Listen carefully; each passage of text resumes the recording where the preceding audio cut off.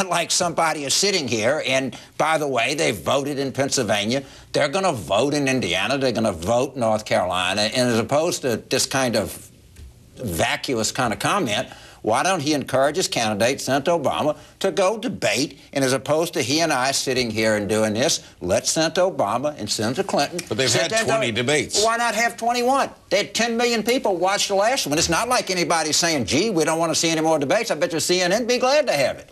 And how many times have we had one surrogate, another surrogate doing this? Why don't we have these candidates? And you can't run from this. You're not going to be able to run from John McCain. You can't run from the thing. And all this foolishness clinging to the throne.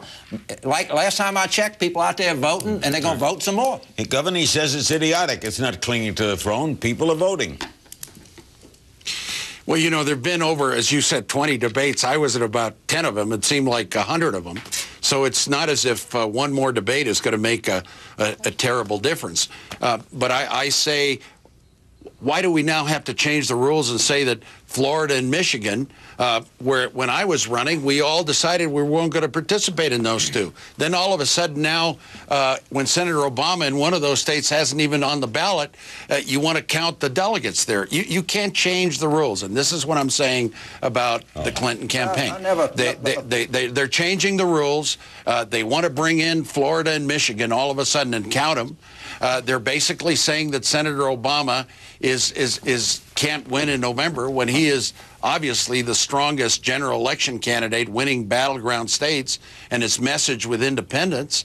And now all of a sudden the presidency is slipping away, and they'll do anything to keep it. You know, maybe the governor was on vacation and not taking phone calls when myself and Governor Rendell and Governor Corzine offered to pay for a revote in Florida and Michigan. And by the way, I would point out, of people actually voting, Senator Clinton leads the popular vote. People did go vote in Florida. They did go vote in Michigan. If you want to count the delegates, they actually voted.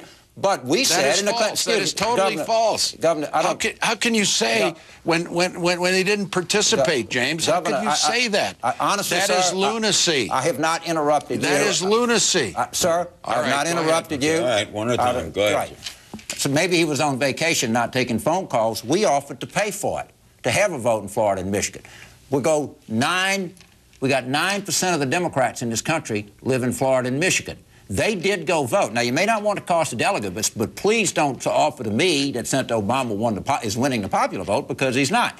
And what we need to do is, and I agree with Senator Obama, I think he made a very good point, Indiana's a tiebreaker.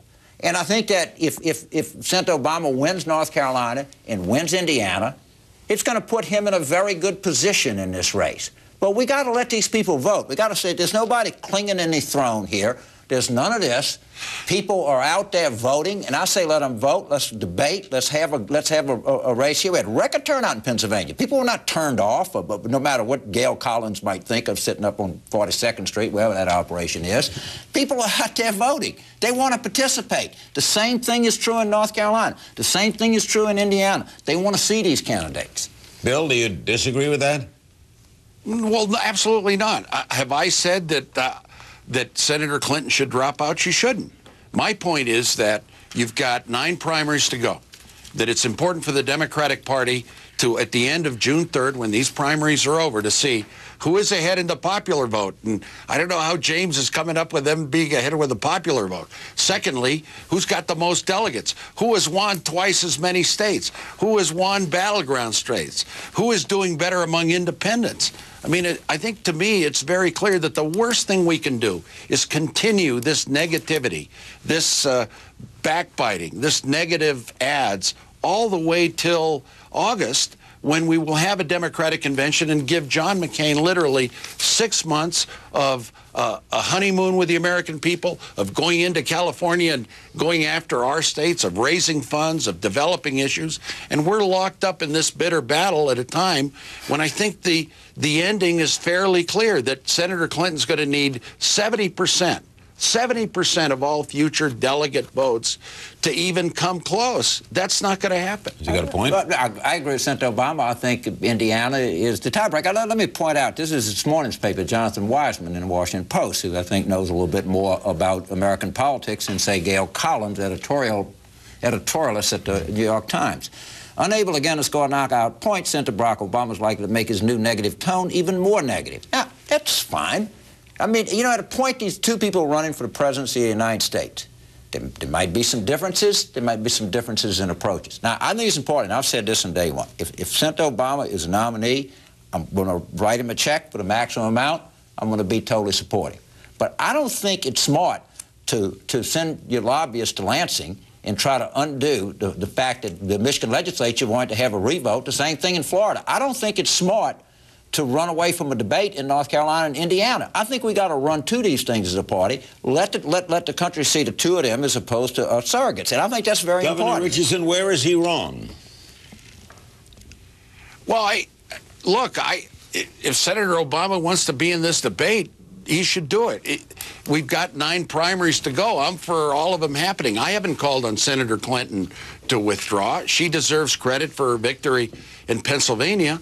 But, you know, the reality there, she had Governor Rendell. She has family roots there. Independents couldn't vote. She still deserves that victory. My point is that I think I agree with James. Indiana, North Carolina, Oregon. But my point is that if it's decisive in those states, then I believe the time has come for the party to rally around a nominee. That's my point. And my sense is that that you guys want to drag it on and keep going to the convention and hope that superdelegates change their mind. Let me get a break. I think we're forgetting. I have a lot of good friends in Kentucky and West Virginia and Puerto Rico. I mean, I know we'd like to X them out like Florida and Michigan, but I think we ought to count them too. Let's spend a couple more minutes with our two twosomes right after this.